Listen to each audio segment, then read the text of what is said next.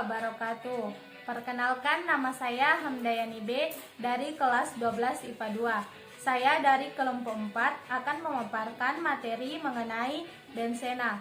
Saya selaku pemateri pertama akan menjelaskan sejarah benzena. Tahukah kalian apa itu parasetamol dan aspirin? Nah, kedua obat ini digunakan pada Perang Dunia Kedua sampai sekarang. Nah, di kedua obat ini mengandung struktur kimia benzena. Berbicara mengenai benzena.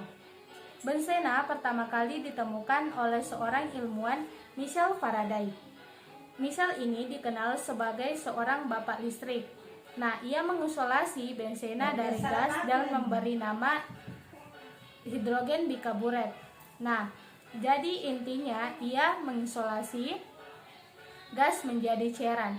Namun pada saat itu penelitiannya masih belum sempurna. Perkembangan benzena selanjutnya pada tahun 1833 oleh seorang ilmuwan Jerman bernama Erhard Mitscherlich. Nah, beliau berhasil membuat benzena dari hasil distilasi asam benzoat dan kapur. Kemudian ia memberi nama bensin. Pada saat itu penemuannya pun masih belum sempurna.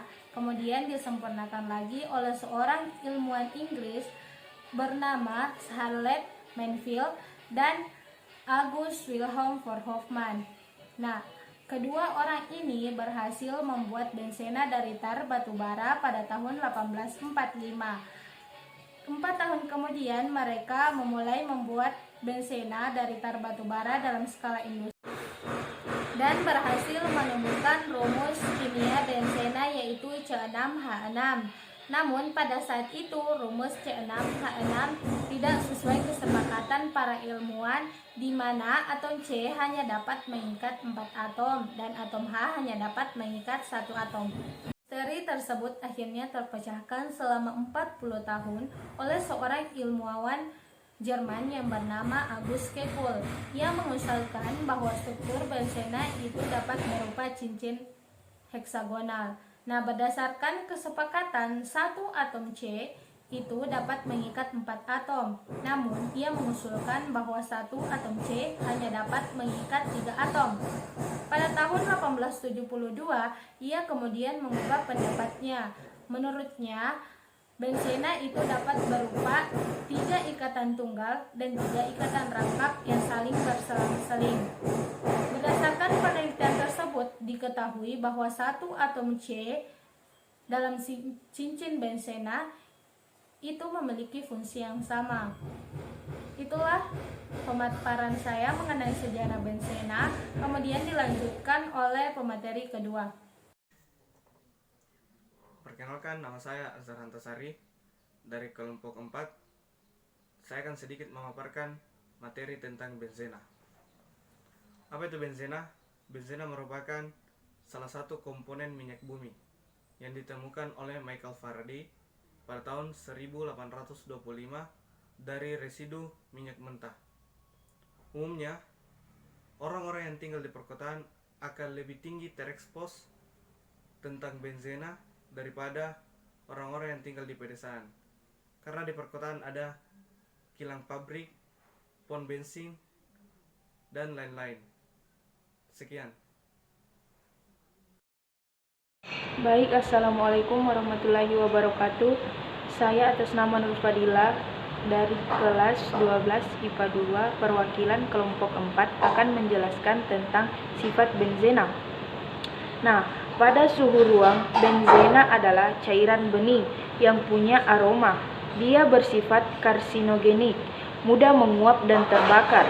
Hal ini dikarenakan kadar karbon dalam senyawa benzena terbilang tinggi. Titik didihnya berada pada suhu 80 derajat Celcius dan titik lelehnya 55 derajat Celcius.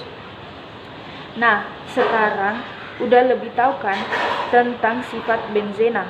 Sekarang kita lanjut, kira-kira apa ya manfaat benzena dalam kehidupan sehari-hari? Meski terdengar seperti senyawa yang jahat karena bersifat karsinogenik, mudah menguap dan terbakar, benzena dan turunannya punya banyak manfaat buat hidup kita loh. Iya, sifatnya yang terkesan menghancurkan, ini dapat kita gunakan dengan baik kok. Selama dilihat dari sudut yang positif. Makanya, kalau sikap dia ada yang jelek, jangan langsung ngambek dan tiba-tiba ngilang gitu aja kali. Sebentar, kok curhat ya. Dalam bidang keamanan dan militer misalnya, benzena ada dalam wujud trinitrotoluena atau TNT yang menjadi bahan baku peledak. Di bidang kesehatan, kamu akan mendapati senyawa turunan benzena dalam aspirin atau obat sakit kepala.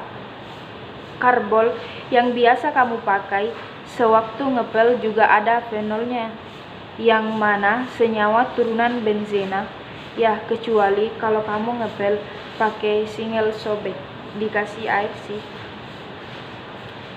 Selain itu, parfum yang kamu pakai juga ada benzaldehida yang lagi-lagi senyawa turunan benzena. Pewarna tekstil juga gitu, deterjen juga ada. Lucu ya, gimana dari minyak bumi bisa diubah-ubah menjadi hal-hal lain yang tidak kita duga sebelumnya dengan kimia.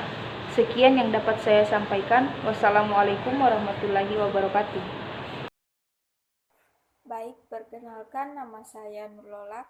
Saya akan menjelaskan materi yaitu penjelasan tentang tata nama benzena. Dalam pembuatan tata nama benzena, di sini kita membagi ke dalam 3 jenis, mulai dari benzena dengan 1 substituen, 2 substituen, dan 3 atau lebih polisubstituen.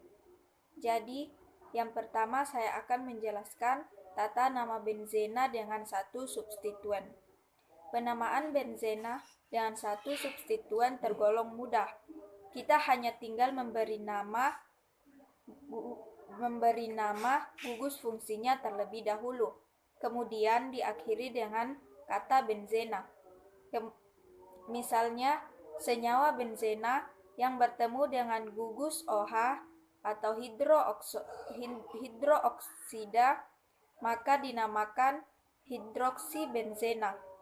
Apabila senyawa benzena bertemu dengan NO2 maka dinamakan nitrobenzena. Jika senyawa benzena bertemu dengan gugus karim mungkin jadi bernama karim benzena. Dan yang kedua yaitu tata nama benzena dengan 2 substituen. Pada benzena dengan 2 substituen dikenal 3 tata nama. Hal ini tergantung dari di bagian mana si substituen terikat. Misalnya yang pertama yaitu orto, apabila substituen bersebelahan 1,2. Meta, apabila substituen bersebelahan 1,3. Dan yang terakhir yaitu para, apabila substituen berseberangan 1,4. Assalamualaikum warahmatullahi wabarakatuh. Saya Sandra Nur Ifrani akan melanjutkan materi yang telah dibacakan oleh Nurlola, yaitu 3 substituen atau lebih, polisubstituen. Dalam pembuatan tata nama benzena dengan 3 substituen atau lebih, penamaannya menggunakan nomor dan ditulis alfabet. Nomor terkecil diberikan kepada gugus fungsional, alkohol, aldehida, atau karboksilat. Hal lain yang perlu diingat adalah adanya prioritas penulisan substituen mana yang harus ditulis terlebih dahulu. Adapun prioritasnya yaitu